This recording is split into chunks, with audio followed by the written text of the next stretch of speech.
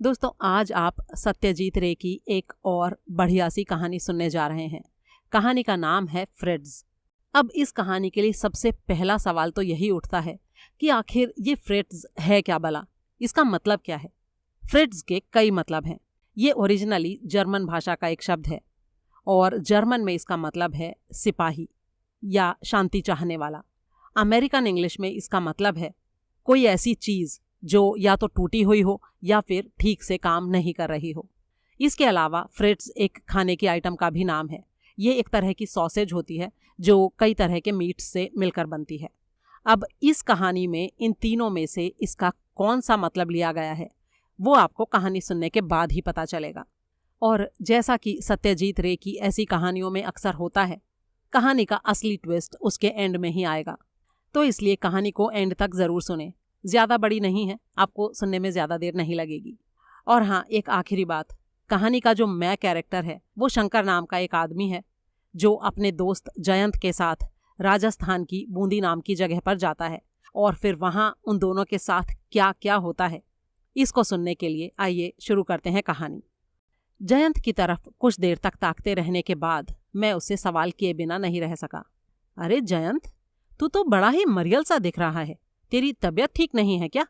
जयंत अपने अनमनेपन को दूर करके बच्चों की तरह हंस दिया और बोला, अरे नहीं, तबीयत खराब नहीं है, बल्कि मैं तो थोड़ी ताजगी ही महसूस कर रहा हूँ। ये जगह वाकई काफी अच्छी है।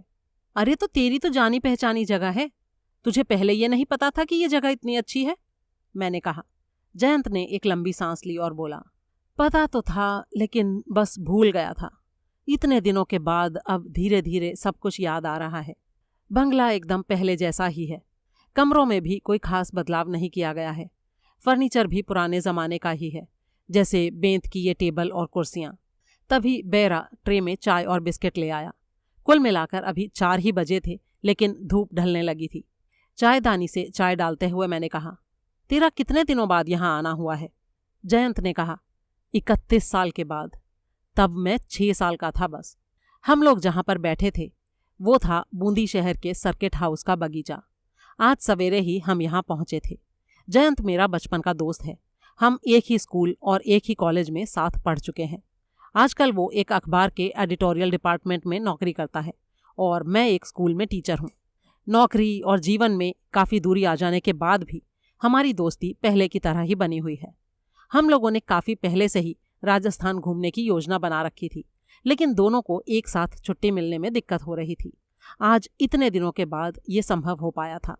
साधारण आदमी राजस्थान आते हैं तो शुरू में जयपुर, चित्तौड़ और उदयपुर ही देखते हैं, लेकिन जयंत शुरू से ही बूंदी जाने पर दबाव डाल रहा था।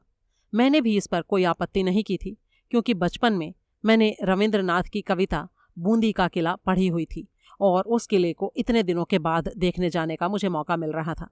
अधिकतर आदमी बूंदी नहीं आते, लेकिन इसका मतलब ये नहीं है कि यहाँ देखने के लायक कोई चीज़ ही नहीं है। अगर हिस्टोरिकल नज़र से देखा जाए तो उदयपुर, जोधपुर और चित्तौड़ का काफ़ी महत्व है, लेकिन सुंदरता के लिहाज से बूंदी इनमें से किसी से भी कम नहीं है। जयंत ने जब बूंदी के बारे में इतना जोर डाला था तो मुझे थोड़ा अजीब लगा था।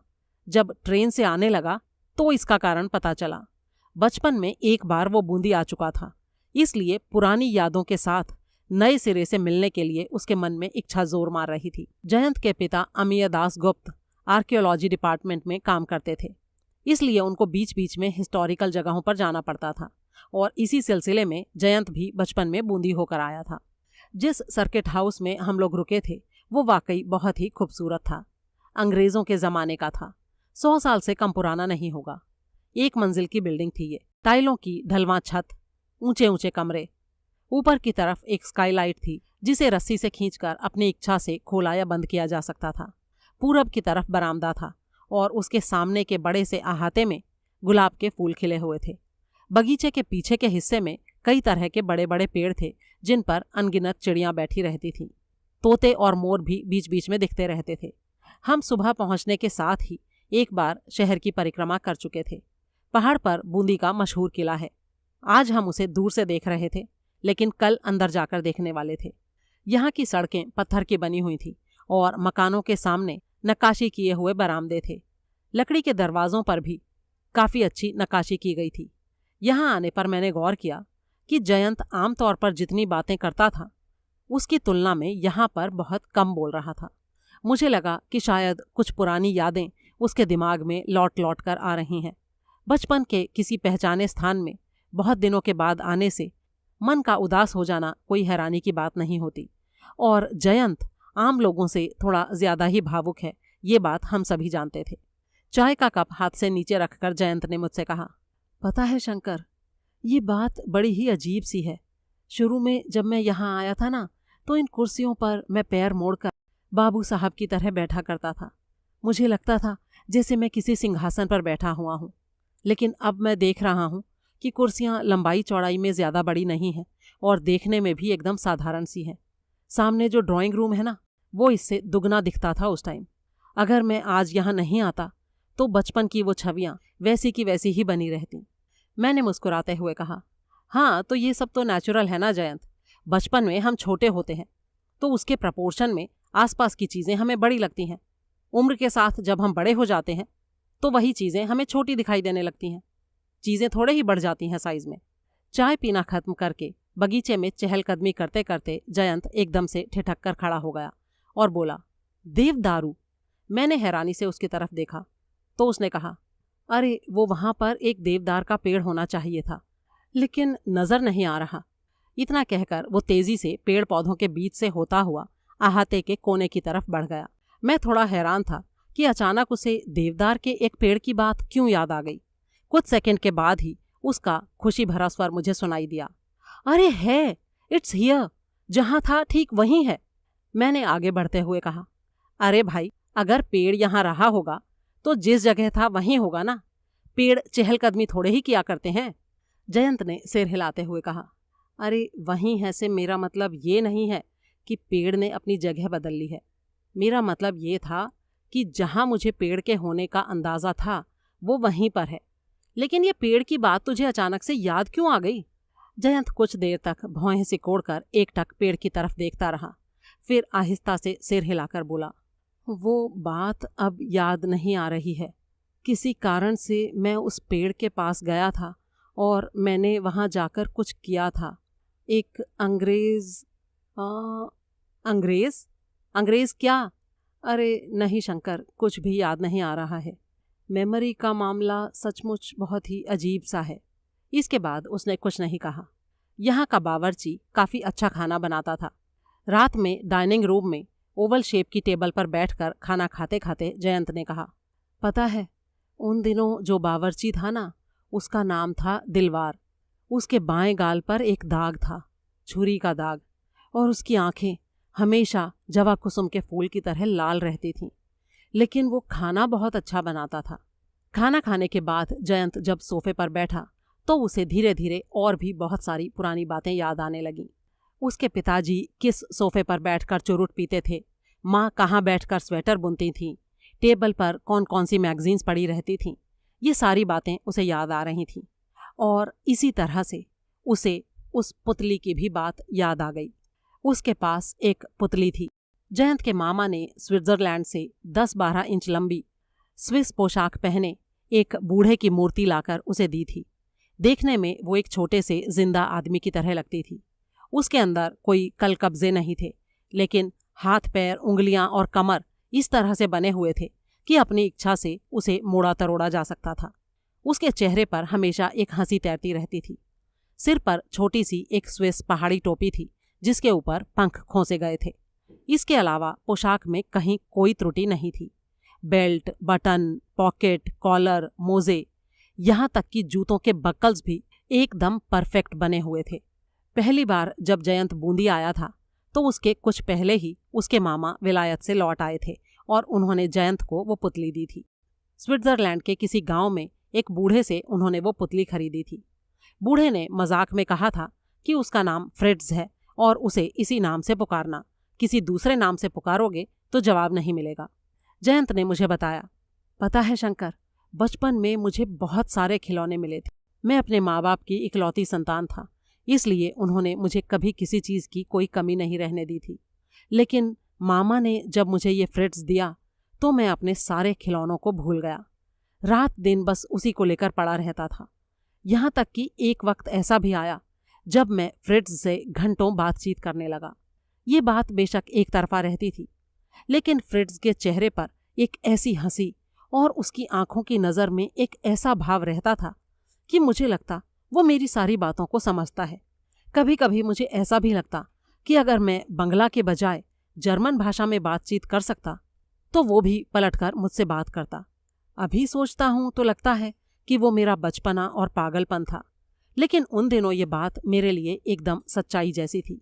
माँ और बाबूजी मुझे मना करते थे, लेकिन मैं किसी की भी बात पर ध्यान नहीं देता था। तब मैंने स्कूल जाना शुरू नहीं किया था, इसलिए फ्रिट्ज को टाइम न दे पाने का कोई सवाल ही पैदा नहीं होता था। इतना कहकर जयंत चुप हो गया। घड़ी की तरफ देखने पर मुझे पता चला कि रात के 9:30 बज चुके थे। हम सर्किट हाउस की बैठक में लैंप जलाकर बैठे थे। मैंने पूछा, फिर वो पुतली कहाँ चली गई? जयंत अब भी जैसे कुछ सोच रहा था। जवाब इतनी देर के बाद आया कि पहले मुझे लगा शायद उसने मेरी बात सुनी ही नहीं। काफ़ी देर बाद उसने धीरे से कहा, मैं उस पुतली को बूंदी ले आया था, यहीं वो टूट गई थी। टूट गई? वो कैसे? एक दिन हम बाहर बरामदे में बैठकर चाय पी रहे थे। मैंने पुतली को बगल में घास पर रख दिया था। पास ही बहुत सारे कुत्ते इकट्ठे हो गए थे। उस वक्त मेरी जो उम्र थी उसके हिसाब से मुझे चाय नहीं पीनी चाहिए थी, लेकिन मैंने जिद करके चाय ले ली और पीने लगा। चाय का कप अचानक टेढ़ा हो गया और थोड़ी सी गर्म चाय मेरी पैंट पर गिर पड़ी। बंगले के अंदर जाकर मैंने पैंट बदली और उसके बाद जब मैं बाहर आया तो पुतली वहाँ पर नहीं थी। खोजने पर पता चला कि सड़क के 2 कुत्ते मेरे फ्रिट्ज को लेकर टग ऑफ वॉर खेल रहे थे। अब चूंकि वो बहुत मजबूत चीज़ थी, इसलिए फटकर 2 टुकड़ों में तो नहीं बटी, लेकिन उसका पूरा चेहरा नष्ट हो गया और सारे कपड़े भी फट गए। यानी मेरे लिए फ्रिट्ज का कोई अस्तित्व ही नहीं रह गया। He was dead Shankar. फिर उसके बाद क्या हुआ? जयंत की ये कहानी मुझे बहुत ही मज़ेदार लग रही थी। उसके बाद क्या? मैंने नियमों के अनुसार फ्रिट्ज की अंत्येष्टि कर दी। अंत्येष्टि कर दी? इसका मतलब क्या? उस देवदार के पेड़ के नीचे मैंने उसे दफना दिया शंकर। मेरे मन में इच्छा तो बहुत थी कि कॉफिन का इंतज़ाम करूं, क्योंकि वो विलायती आदमी था ना। कोई छोटा मोटा बक्सा होता तो भी मेरा काम चल जाता, लेकिन बहुत खोजने पर भी मुझे ऐसा कुछ नहीं मिला। इसलिए आखिरकार मैंने उसे वैसे ही दफना दिया। ओहो, तो ये था देवदार के उस पेड़ का रहस्य। अब जाकर वो बात मेरे सामने स्पष्ट हुई थी। थोड़ी देर और बातें करने के बाद 10 बजे हम सोने चले गए। एक अच्छे खासे बड़े बेडरूम में अलग अलग 2 पलंगों पर हमारे बिस्तर बिछे हुए थे। कलकत्ते में मुझे पैदल चलने का अभ्यास नहीं था। एक तो वैसे ही थकावट महसूस हो रही थी और उस पर ये डनलप पिलो के तकिए। माथे के नीचे तकिया रखते ही 10 मिनट में ही नींद ने मुझे धर दबोचा। तब कितनी रात हो चुकी थी पता नहीं, लेकिन किसी चीज़ की आवाज़ से अचानक मेरी नींद टूट गई। बगल की तरफ मुड़ने पर मैंने जयंत को अपने बिस्तर पर बैठे हुए पाया। उसकी बगल में टेबल लैंप जल रहा था और रोशनी में जयंत के चेहरे पर घबराहट साफ दिखाई दे रही थी। मैंने पूछा, अरे क्या हुआ? तबीयत खराब है क्या? इस बात का जवाब न देकर जयंत ने एक दूसरा ही सवाल किया, क्या इस सर्किट हाउस में बिल्ली या चूहे जैसी कोई चीज़ है? मैंने कहा, अरे अगर हो भी तो इसमें हैरानी की क्या बात है भाई, लेकिन तुम ऐसा क्यों पूछ रहे हो? वो असल में शंकर, मेरी छाती पर चढ़कर कोई चीज़ गुजरी और इसीलिए मेरी नींद टूट गई। मैंने उबासी लेते हुए कहा, अरे यार, चूहे आमतौर पर नालियों से आते हैं और इसके अलावा मुझे ये भी नहीं पता कि चूहे खाट पर चढ़ते भी हैं कि नहीं। जयंत ने जवाब दिया, शंकर, इससे पहले भी एक बार मेरी नींद टूट चुकी है। उस वक्त खिड़की से खच खच जैसी आवाज़ आ रही थी। अरे अगर खिड़की से आवाज़ आई है तब तो ज़्यादा संभावना इस बात की है कि कोई बिल्ली होगी, मैंने कहा। लेकिन जयंत के मन से खटका दूर नहीं हो रहा था। मैंने उससे कहा, रोशनी जलाने पर तुम्हारी किसी चीज़ पर नज़र पड़ी थी क्या? नहीं, कुछ भी नहीं। हाँ, इतना ज़रूर है कि नींद खुलते ही मैंने लाइट नहीं जलाई थी। शुरू में मैं थोड़ा अचकचा सा रहा था। सच कहूँ तो थोड़ा थोड़ा मुझे डर भी लग रहा था। रोशनी जलाने के बाद मुझे कोई चीज़ नज़र नहीं आई। तब तो इसका मतलब ये है जयंत कि कोई चीज़ अगर अंदर आई होगी तो वो अभी कमरे के अंदर ही होगी, क्योंकि दरवाज़ा तो बंद है। तो चलो ढूंढते हैं। मैं तुरंत बिस्तर से नीचे उतर आया और घर के हर कोने में खाट के नीचे, सूटकेस के पीछे और सब जगह मैंने खोज पड़ताल की, लेकिन कहीं कुछ नहीं था। बाथरूम के किवाड़ उड़के हुए थे। मैं उसके भीतर भी ढूंढने गया। तभी जयंत ने धीमी आवाज में मुझे पुकारा, शंकर, शंकर। मैं कमरे के अंदर लौट आया। मैंने देखा जयंत अपनी रजाई के सफ़ेद खोल की तरफ देख रहा था। मैं जब उसके पास गया तो उसने रजाई के एक हिस्से को रोशनी की तरफ बढ़ाकर कहा, जरा देखो तो ये क्या है।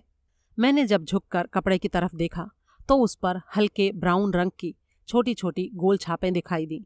मैंने कहा, ये तो बिल्ली के पंजे की छाप हो सकती है। जयंत ने कोई जवाब नहीं दिया। पता नहीं क्यों वो बहुत ही चिंता में पड़ गया था। इस वक्त रात के 2:30 बज रहे थे। इतनी कम नींद से मेरी थकावट अक्सर दूर नहीं होती है, और इसके अलावा कल दिन भर हमें घूमना भी था।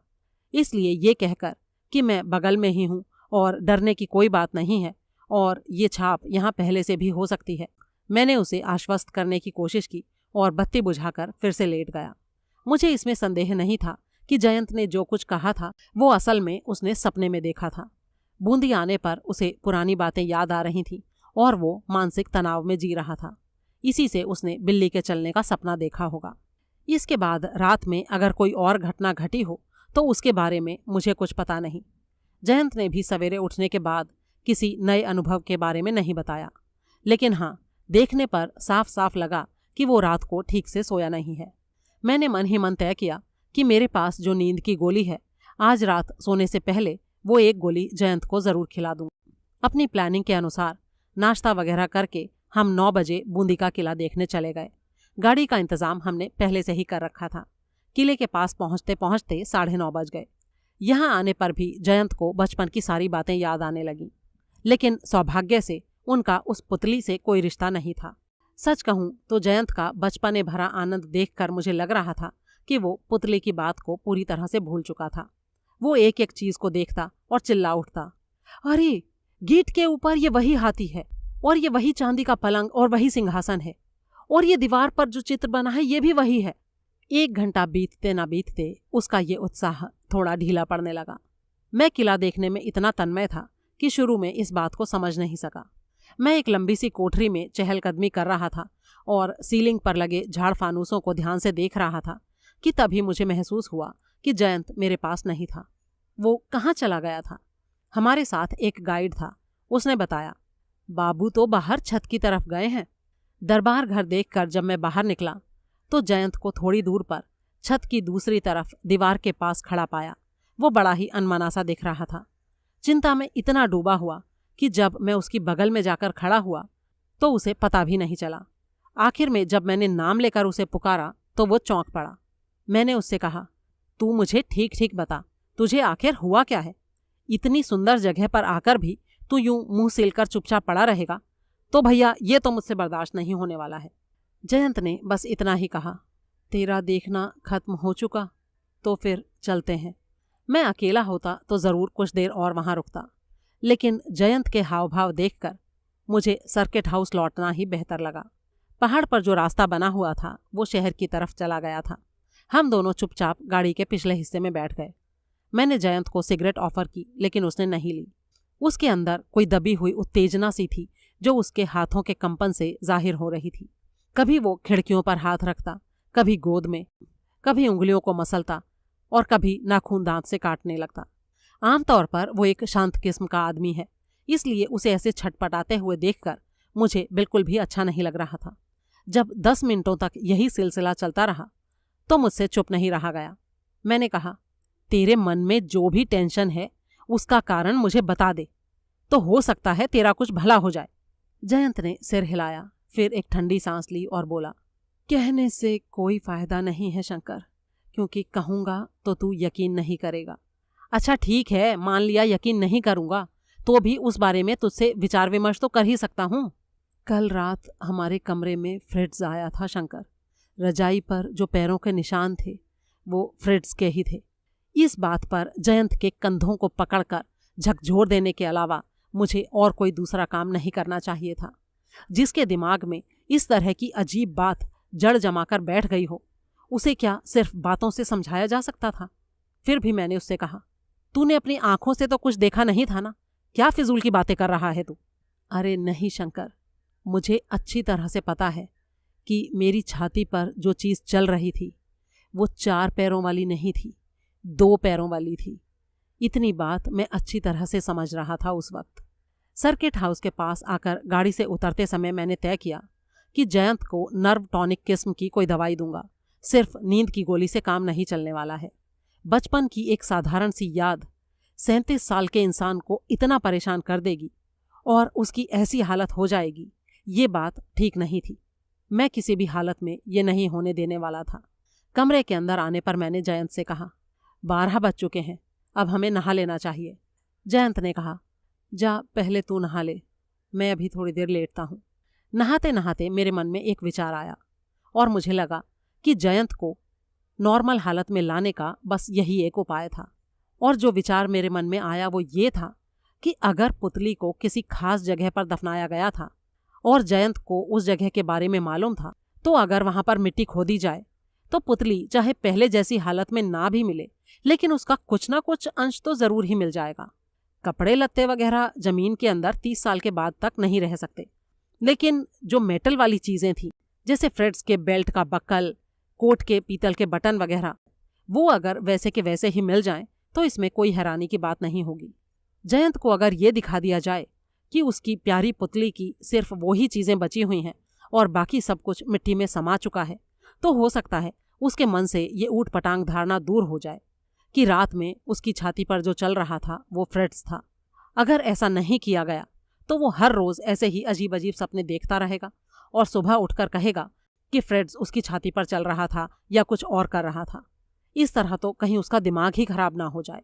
जब मैंने अपना ये विचार जयंत को कहा तो मुझे लगा कि उसे ये विचार पसंद आया। कुछ देर तक खामोश रहने के बाद वो बोला, लेकिन खोदेगा कौन और कुदाल कहाँ से मिलेगी? मैंने हंसकर कहा, अरे भाई, जब इतना बड़ा बगीचा है तो यहाँ माली तो होगा ही, और माली होने का मतलब है कि कुदाल फावड़ा सब कुछ होगा। अगर हम उसे थोड़ी बख्शीश दे दें तो मैदान की थोड़ी सी मिट्टी खोदने को भी वो मना नहीं करेगा। जयंत तुरंत राजी हो गया। इसके बाद मैंने भी कुछ नहीं कहा। 1-2 बार जब मैंने उसे डांट पिलाई तो वो आखिरकार नहा धो आया। खाने का काफ़ी शौकीन होने के बाद भी दोपहर में उसने सिर्फ 2 रोटी और मांस के शोरबे के अलावा कुछ नहीं खाया। खाना खाने के बाद हम बगीचे की तरफ के बरामदे की कुर्सी पर बैठ गए। हम दोनों के अलावा सर्किट हाउस में और कोई भी नहीं था, इसीलिए दोपहर में भी सन्नाटा छाया हुआ था। दाहिनी तरफ रोड़े बिछे हुए रास्ते के किनारे एक गुलमोहर के पेड़ पर कई बंदर बैठे थे। बीच बीच में उनकी हुप हुप की आवाज़ सुनाई पड़ रही थी। 3 बजने पर एक पगड़ी वाला आदमी हाथ में झाड़ी लिए बगीचे में आया। ये उम्रदराज आदमी था। उसके बाल, मूछें और कनपटियां सफ़ेद हो चुके थे। इसे तुम कहोगे या मैं कहूँ? जयंत के इस सवाल पर मैंने हाथ उठाकर उसे शांत रहने का इशारा किया और उठकर सीधे माली के पास चला गया। मिट्टी खोदने के प्रस्ताव पर माली ने शुरू में मेरी तरफ शक भरी नज़रों से देखा। मैं समझ गया कि ऐसा प्रस्ताव इससे पहले किसी ने उसके सामने नहीं रखा था। पर काहे बाबू? उसके इस सवाल पर मैंने उसके कंधे पर हाथ रखकर मीठी आवाज़ में कहा, अगर तुम्हें कारण ना भी पता हो तो उसमें हर्ज ही क्या है? 5 रुपए बख्शीश दूंगा अगर जो कहता हूं वो कर दोगे तो। अब कहना ना होगा कि इस बात पर माली ना सिर्फ राजी हो गया, बल्कि उसने दांत निपोड़कर हमें सलामी ठोंकी और ऐसा भाव दिखाया जैसे वो हमारा खरीदा हुआ गुलाम हो। बरामदे में बैठे जयंत को मैंने हाथ के इशारे से बुलाया। वो कुर्सी छोड़कर मेरे पास चला आया। नज़दीक आने पर मैंने देखा कि उसका चेहरा पहले से भी ज्यादा बुझा हुआ था। मुझे उम्मीद हुई कि खोदने के बाद पुतली का कुछ न कुछ अंश तो मिल ही जाएगा। इसी बीच माली जाकर कुदाल ले आया था। हम तीनों देवदार के पेड़ की तरफ बढ़ गए। पेड़ के तने से करीब 1.5 हाथ दूर एक जगह की तरफ हाथ से इशारा करते हुए जयंत ने कहा, यही वो जगह है। तुम्हें ठीक ठीक से याद है ना जयंत?